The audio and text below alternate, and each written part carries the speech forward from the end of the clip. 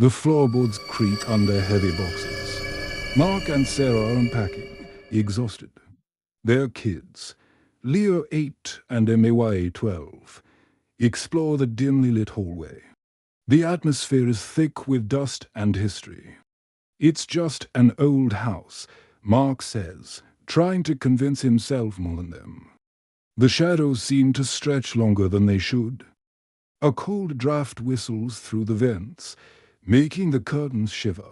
Leo is playing with a toy car on the rug. He stops. He feels a gaze. He looks toward the window. Outside, the moon is obscured by clouds. A pale, elongated face is pressed against the glass 2 stories up.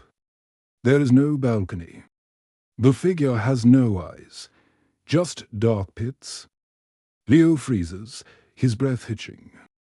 The figure tilts its head, a slow, unnatural movement. Leo screams, but no sound comes out. Sarah bursts into the room. Leo, what's wrong? Leo points a trembling finger at the window. The glass is empty. Only a thin layer of frost remains where the face was. Sarah checks the lock. It's just the trees, honey. The wind plays tricks.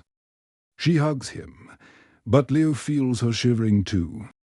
Behind her back, a handprint too large to be human slowly fades from the outside of the glass pane. The sun doesn't brighten the house much. Maya notices Leo staring at his cereal. Did you see it too? She whispers. Leo nods. They look at their parents, who are arguing over a broken pipe. The kids realize they're on their own. Buster, the family's golden retriever, sits by the front door, whining low in his throat. He won't look at the stairs. The air smells faintly of ozone and wet earth. The sun is setting, casting orange streaks like bleeding wounds across the sky. Buster is standing on the porch, hackles raised. He isn't barking at a squirrel. He is staring at the empty driveway. His growl is deep, a vibration that rattles the porch swing. Maya watches from the doorway. Buster, come inside. She calls. The dog ignores her, his eyes fixed on a spot of shimmering air. Something moves. The gravel in the driveway crunches under an invisible weight. Step, step, step. Buster begins to bark frantically, snapping at the air. He is pushed back by an unseen force, his paws sliding on the wood. Maya screams for her father. Mark runs out, but there is nothing there. Suddenly, the front gate slams shut with a violent bang. The silence that follows is heavier than the noise. The family huddles together. Buster is hiding under the coffee table, whimpering. Mark tries to rationalize it. It's the wind, or a stray animal. Maya looks at him with tears in her eyes. Dad, the gate latches from the inside. Nothing blew it shut. The lights flicker and hum. Hello. Rhythmic thumping starts from the walls. It sounds like a heartbeat or someone walking inside the wood. We all sleep in the master bedroom tonight, Sarah decides. They drag mattresses onto the floor. The house feels like it's breathing. Every shadow looks like a crouching figure. Leo grips his flashlight like a weapon. They lock the door and push a chair against the handle.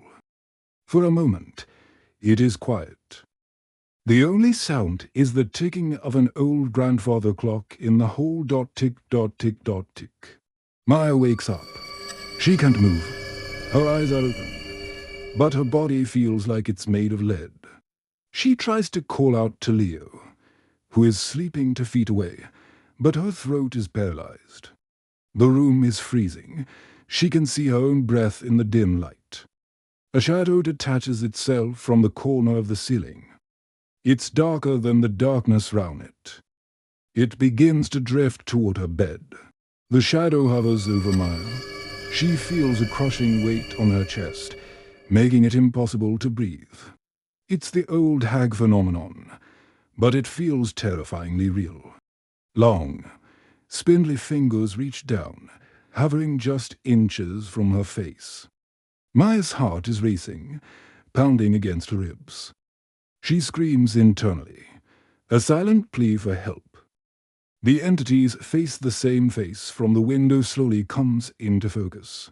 Next to her, Leo snaps awake. He sees the shadow over his sister. He tries to jump up, but he is pinned down too. An invisible hand presses his forehead into the pillow. He watches in horror as the entity whispers into Maya's ear. No words, just a dry, rasping sound like dead leaves.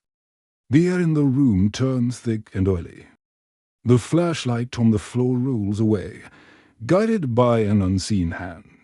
The parents are fast asleep, breathing deeply, seemingly drugged by the atmosphere.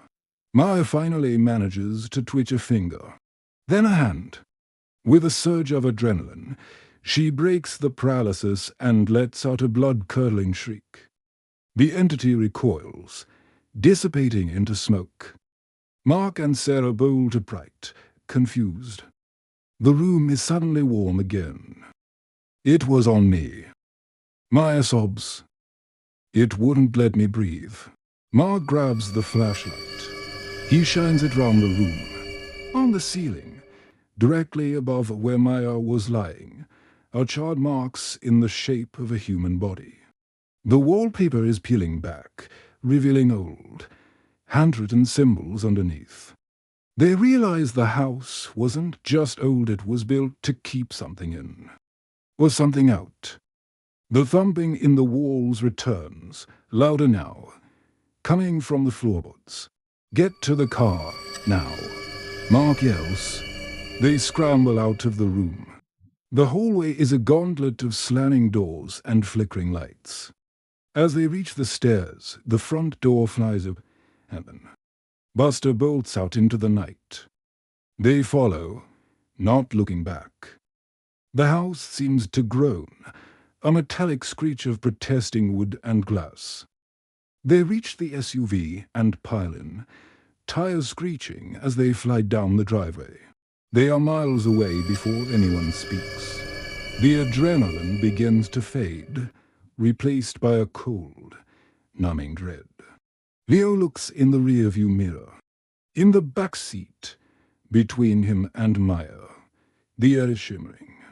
For a split second, he sees the pale face reflected in the glass, smiling a wide, toothless grin. It didn't stay in the house. It followed them. Fade to black,